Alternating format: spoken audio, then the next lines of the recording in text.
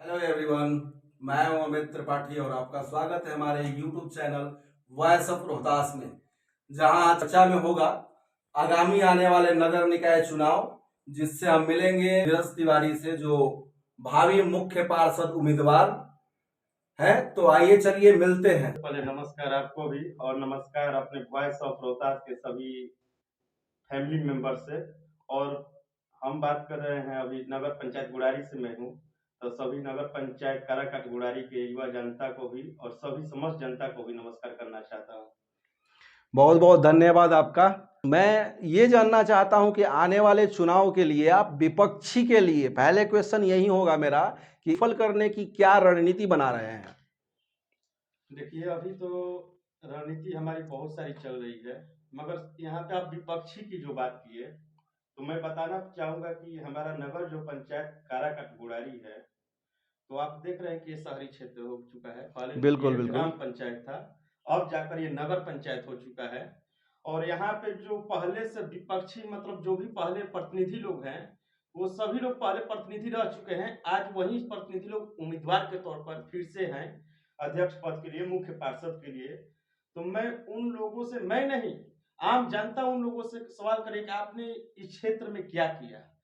हमारा क्षेत्र जो है ग्राम पंचायत से अब शहरी हो चुका है, मगर इस शहरी क्षेत्र के लिए बिल्कुल आपने क्या क्या किया है आप देख सकते हैं। सारे गलियां टूटी फूटी हुई हैं, रोड की सड़कें हालत खस्ता है, बिजली की समस्या वैसे ही है, रोड की अपनी लाइट नहीं है, न गली में कोई, गली के चौराहे की अपनी कोई लाइट है। पानी का जो अभी आप देखोगे कि नल जल योजना आया था, सुचारू रूप से कहीं भी काम नहीं कर रहा है। उसके बाद आप शिक्षा की व्यवस्था ले लीजिए, सारा शिक्षा यहाँ पे चौपट है। सारे प्रतिनिधि यहाँ पे बोलिए तो भ्रष्टाचार करके रखे हुए हैं पूरे पंचायत को। और उन लोगों के लिए हमें कोई मजबूत रणनीति बनाने की जरूरत नहीं, क्योंकि जनता जो हमारी है ना, वो सब जानती है। और जनता जिसे चुनेगी, बस कोई ज्यादा रणनीति बनाने की जरूरत नहीं है। हम ये जानना चाहते हैं कि नगर ग्राम पंचायत से नगर की ओर आया है, उसमें नगर की जनता और नगर के विकास के लिए आप क्या सुझाव देंगे, या उस सुझाव पे कितना काम करेंगे, ये हम जानना चाहते हैं। थोड़ा हमें आप ब्रीफ में बताइए। बिल्कुल अमित जी, देखिए सबसे पहले तो हम लोग जो भी प्रतिनिधि आते हैं, सभी झूठे वादे करते हैं कि हम विकास के लिए ही आ रहे हैं, मगर विकास कौन करता है ये जनता बताती है। आप एक बार जनता के समक्ष विजिट कीजिएगा, जनता आपको बताएगी। मैं अपना जहाँ प्रोपेगेंडा है मैं बताऊंगा आपको कि किस तरह से मेरे को विकास करना है। सबसे पहले तो मैं अपने जितने भी सारे नगर पंचायत के जनता है उनको सेवा करने के लिए आ रहा हूँ। और उसके बाद मैंने जितनी भी सारी कमियां बताई, अभी जो हमारे नगर पंचायत काराकाट में है, बिल्कुल ये काराकाट नगर पंचायत की ही व्यवस्था नहीं है, ये पूरे बिहार की व्यवस्था है। मगर फिर भी मैं जहां हूं वहां से इस चीज को बदलाव करने के लिए एक मुहिम चला रहा हूं। उस मुहिम के अंतर्गत अब सोचिए कि मैं अभी क्षेत्र में उतरा हूं, राजनीति इसको बोल सकते हैं।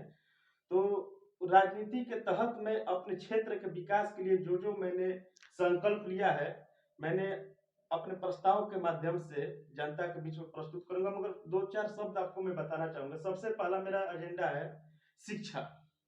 बिल्कुल हमारे गुड़ारी नगर पंचायत में आप देखिए, बाद हमारे गुड़ारी नगर पंचायत मध्य विद्यालय से लेकर +2 तक जितने भी स्कूल हैं, वहां पे आपका शिक्षा का जो व्यवस्था है लचर है। या तो स्कूल में शिक्षक नहीं आते हैं, नहीं तो वहां पे बालक नहीं आते। जब तक शिक्षक और बालक नहीं मिलेंगे तो शिक्षा का उच्च स्तर पे जाएगा नहीं, विकास होगा नहीं। और जब शिक्षा लोगों के पास ही नहीं रहेगा तो विकास कहाँ से होगा, जरूरी ये है जी। बताइए। अगर मान लीजिए आपके घर का भी एक लड़का अगर शिक्षित होकर कोई गवर्नमेंट एम्प्लॉय, शिक्षित भी सिर्फ हो जाए ना, गवर्नमेंट एम्प्लॉय की तो बात छोड़िए, जॉब की तो बात छोड़िए, अगर शिक्षित हो जाए तो हमारे समाज को वो विकास कर सकता है, हमारे समाज के अगल बगल के लोगों को विकास कर सकता है। तो उसके पास विकास करने के लिए और बदलाव के लिए सबसे पहला ताकत है शिक्षा। शिक्षा को मजबूत करना है। दूसरी जो है यहाँ की अर्थव्यवस्था।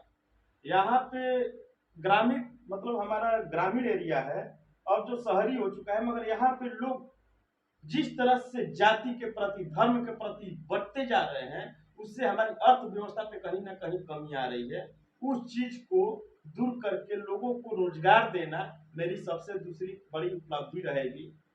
और बहुत सारी है, मैं झलकियों में आपको बता रहा हूँ। जैसा कि हम जानते हैं कि आप और हम दोनों लोग जानते हैं भली भांति कि हमारा देश जो है कृषि प्रधान देश है। तो ग्राम से हम नगर की ओर तो आ गए हैं, अभी उसका इलेक्शन अभी हुआ नहीं है। जब नगर वार्ड पार्षद हो जाएंगे तो कंप्लीट हमें नगर का एक पोस्ट मिल जाएगा। नगर चलाने के लिए एक मुख्य पार्षद मिलेंगे, उप पार्षद मिलेंगे और वार्ड जो डिवाइडेशन हुआ है उसमें हमें वार्ड मिलेंगे।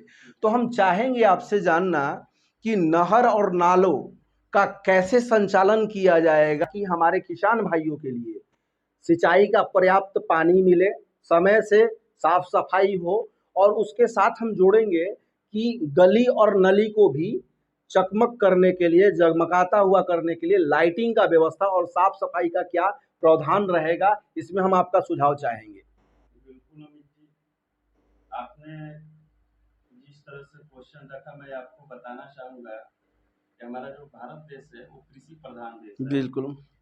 और आप जानते हैं कि रूरल से हम सिटी की तरफ जाते हैं तो वहाँ पे व्यवसायिक बढ़ते चला जाता है। हमारा ग्राम पंचायत जो है, ग्राम पंचायत का महत्व क्या है, ग्राम पंचायत क्या होता है, यहाँ के प्रतिनिधि लोग को नहीं बताएंगे तो वो नगर पंचायत क्या बताएंगे कि नगर पंचायत क्या कहलाता है।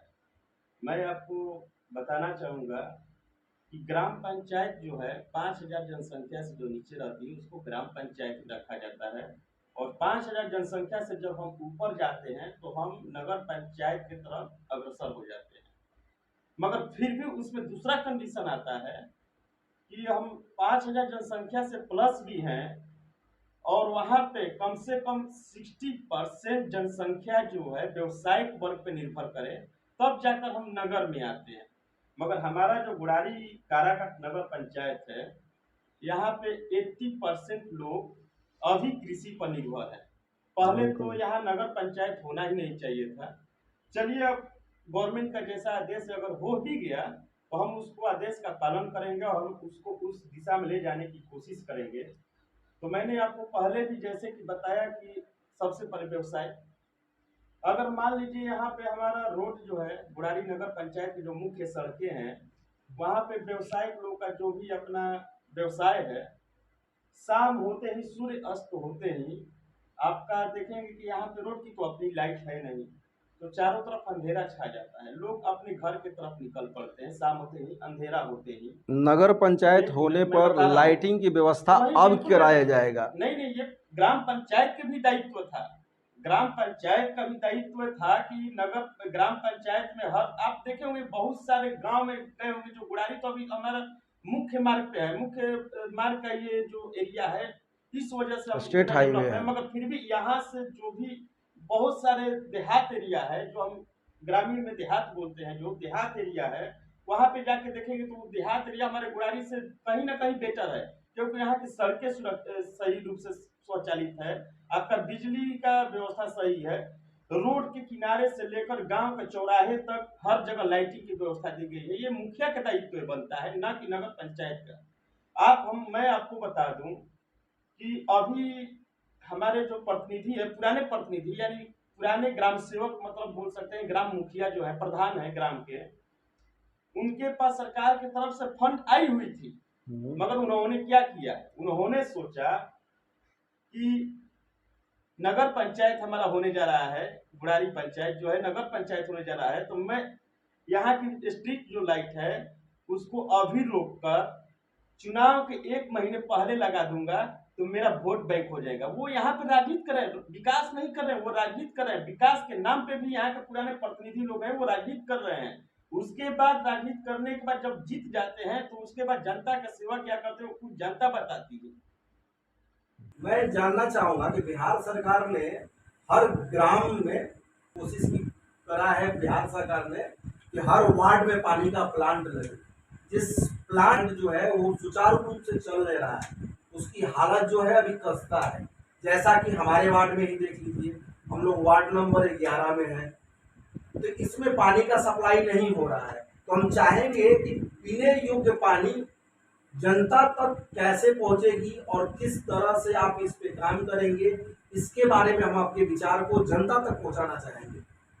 अमित जी, आपने इससे पहले जो सवाल किया था, हम लोग कृषि पे भी जो बात कर रहे थे वहाँ पे भी पानी की समस्या, तो मैं वहाँ पे भी थोड़ा सा टच करूँगा उस पहलू को कि हमारा जो कृषि प्रधान देश जो है ना, तो बुराड़ी में जो खेती होती है, यहाँ पे नहरें हैं, करहा है, मतलब मोरी जिसको देहाती भाषा में बोला जाता है, वही उसका एक हाँ। connection हो गया। मगर बोरवेल आज है। के डेट में बुराड़ी जो नहर है वो पतला सा करहा बनकर आ गया है। जो करहा है वो क्या है कि वो अतिक्रमण होते जा रही है, उसकी सफाई नहीं हो पाती है। कागज पे तो सोती का सफाई के लिए पैसा सारा निकल जाता है, मगर जनता यहाँ पे जो कृषि है खुद जाकर अपने से अतिक्रमण जो आगे कर लिया उसके थोड़ा सा बच गया, बस उसी में कृषि के जो लोग हैं अपना जाते हैं, किसान लोग थोड़ा सा नदी को सफाई करते हैं, कैसे भी कैसे करके नीचे तक लाते हैं, मगर जो सामने वाला होता है उसका खेत ऊपर वाला होता है, वहां तक पानी नहीं पहुंच पाती। मैं गुड़ारी की खास बात करूं तो हमारे गुड़ारी पंचायत में, गुड़ारी में अभी आपको मैं बता दूं, अवगत कराऊं कि बरसात नहीं होती तो 100 बीघा से ऊपर का जमीन आपका ऐसे ही बंजर रह जाता है, और आने वाले समय में अगर बरसात नहीं होती तो यहाँ पे बंजर बनते, यहाँ के जमीन को मरुस्थल बनते समय नहीं लगेगा। और ये सब किसका देन है? आपके पुराने प्रतिनिधि लोग का देन है। और वही पुराने प्रतिनिधि लोग जो खेत में खाने के लिए अन्न जो उपजती है वहां तक पानी नहीं पहुंचाते हैं, तो आपको पीने के लिए पानी क्या पहुंचाएंगे? तो पानी आपका जो है ना, ये कोई काम सही रूप से नहीं किया है। और जो नल जल योजना है सरकार की, सरकार ने तो एक बहुत ही अच्छी पहल की कि नल जल योजना लाकर गरीब के गरीब तक उसके घर में जाकर नल नहीं उसको नल पहुंचाया गया। सरकार का आपका शौचालय था, शौचालय लाया गया, मगर इसको बीच में जो बिचवलिया प्रतिनिधि लोग होते हैं वो लोग अपने पेट में रख लेते हैं, गरीब जनता के पास नहीं जाती है। तो मैं ये कहना चाहूंगा कि हमारे जो पुराने प्रतिनिधि हैं उन्होंने जो भी काम किया है वो गलत तरीके से किया है, और उसी कार्य को देखते हुए मैं यहाँ पर अपने सभी जनता के सामने चुनाव में उतरा हूँ।